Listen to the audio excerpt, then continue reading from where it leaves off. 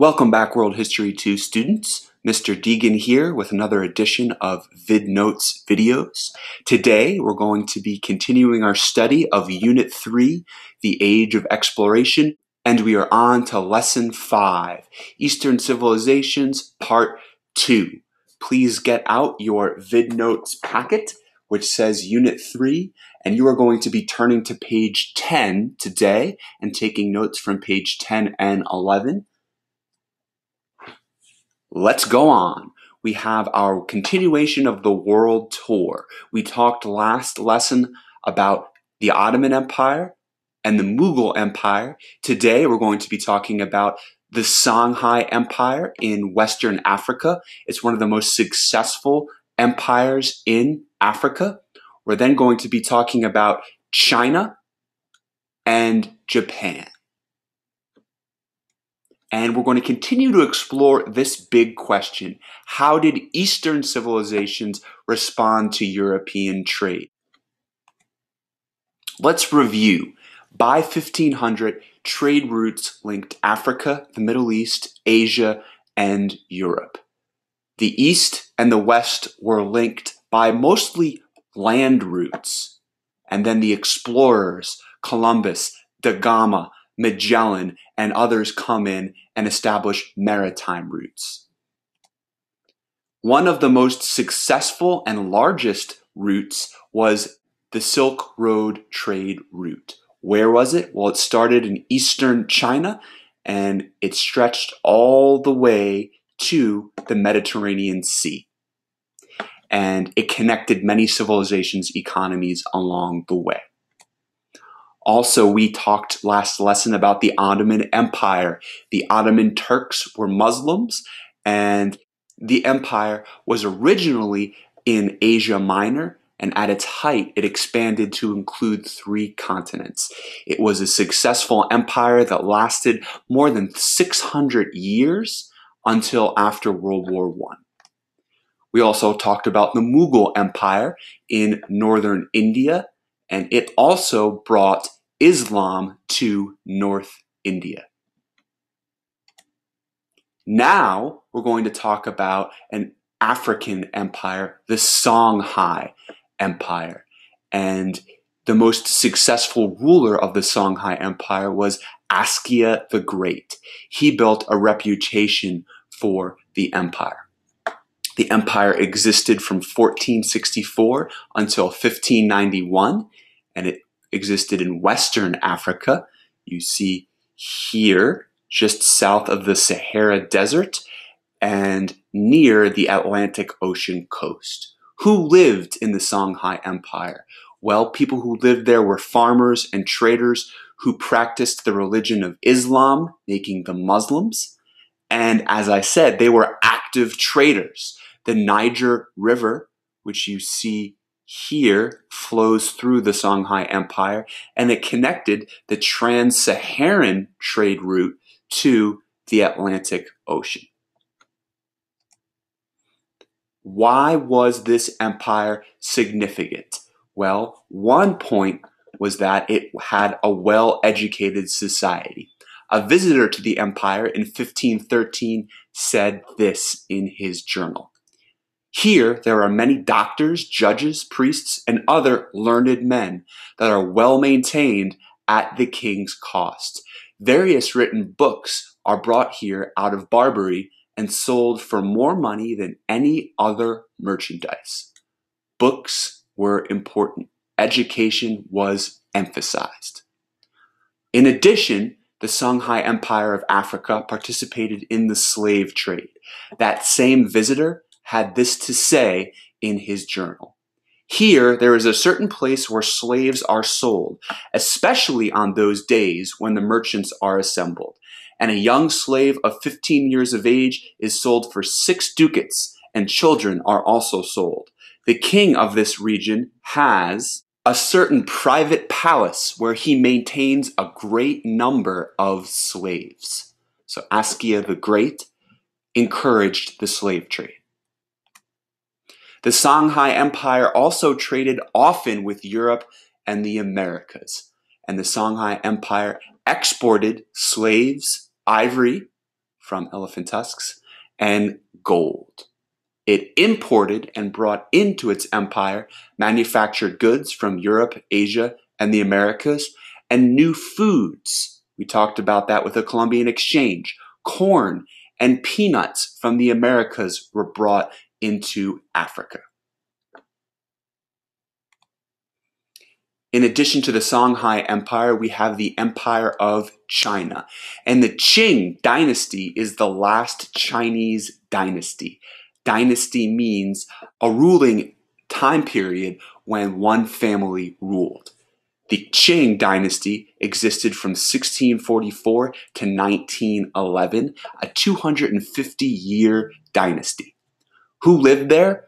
Largely the people practiced Buddhism, and there were a few Muslims in the Qing dynasty in China as well.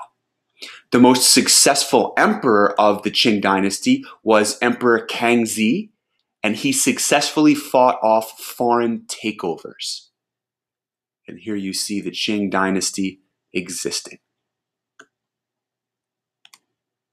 The Qing dynasty had an imperial policy that controlled foreign influence and trade. The leaders of the Qing dynasty didn't need European help and didn't want it. They were fearful that with European traders brought a new and different culture that would make the Chinese culture impure.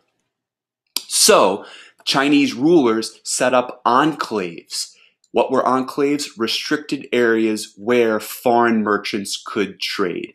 And this map shows you different enclaves in China. Every pushpin is a different foreign enclave for foreign traders. China traded with Europe in a limited way, as we said, and the key exports for China were tea and porcelain. European citizens loved Chinese porcelain dishware. Moving on to the Empire of Japan. And during this time, the Japanese were ruled by the Tokugawa Shogunate. They were a military government, and they existed from 1603 until 1868. Another empire that existed for more than 250 years. Who lived in this empire, the Tokugawa Shogunate? Largely Buddhists.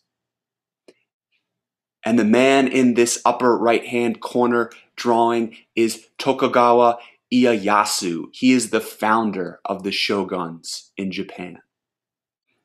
How was this empire created? It was created out of a civil war between East and West Japan in 1600.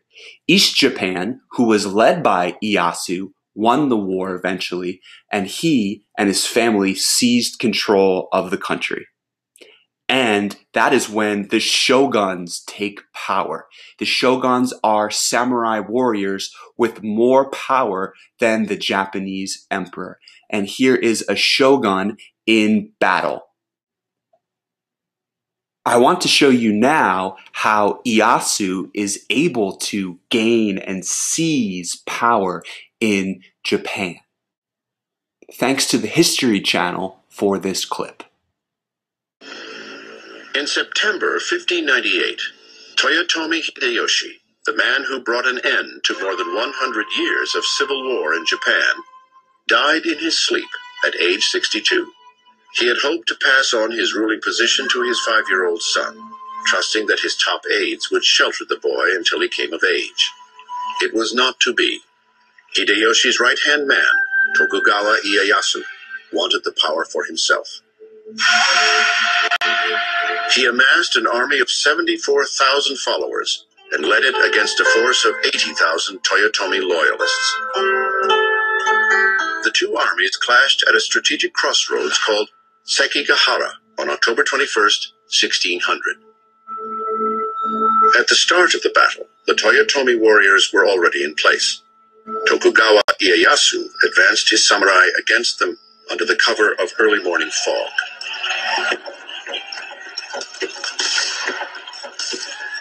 As opposing groups of warriors blundered into one another, skirmishing broke out along the lines. Initially, the element of surprise gave the Tokugawa forces an advantage. But as the fog lifted and fighting intensified, momentum shifted against them. It looked as though Tokugawa Ieyasu might go down in defeat. Then, just in the nick of time, he saved himself with an adept political move. What shows Ieyasu's brilliance at Sekigahara is not that he brings more men to the field, but that he subverts the unity of the opposite side. Ieyasu sent agents to coax the commander of a sizable portion of the enemy force to change sides. It worked, and the Toyotomi forces were overwhelmed. It was an epic battle in samurai history. Tokugawa Ieyasu was now the undisputed military leader of Japan. Eventually, the new shogun even all but sealed Japan's borders to keep out rebellious influences from abroad. Most Japanese could not travel to other countries, and only a few select foreigners could visit Japan or establish trading posts on the islands. He divided his enemies so brilliantly that by the time he dies, the Tokugawa regime is this solid dynasty that lasts over 250 years. As you saw, Ieyasu's clever political moves helped him to gain and to keep power. The Tokugawa shogunate of Japan during this empire did not trade with Europe. The shoguns had a policy of isolationism that limited foreign influence. They were even more worried about foreign influence than the Chinese empire, the Qing dynasty. And their policy was called sakoku, and you see the Japanese characters here. In English, sakoku means locked country. And the idea was no foreigner could enter Japan, nor could any Japanese leave the country on penalty of death. The shogunate was very serious about their sakoku policy. We are nearly done with lesson 5. Please now answer the summary questions in your notes. Next unit, we are done with unit 3, on to unit 4, and we will talk about the era of revolutions. The scientific revolution, a revolution of ideas called the Enlightenment, and the English Civil War, a war between old and new styles of governing. Until that next unit, this is Mr. Deegan signing off.